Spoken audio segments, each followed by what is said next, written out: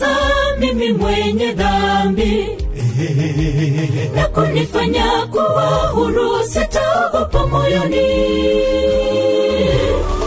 Mpanzi mmoja kaenda kupanda mbegu yake shambani, maana ilikuwa wakati wa kupanda mbegu.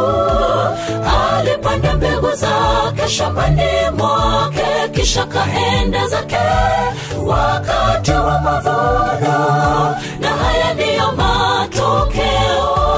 Haya ya leo mwenzangu yamalizika, maisha yako ya kesho yatakuwaje? Wanaojua siri hii ya maisha wameweka tumaini lao kwa Yesu.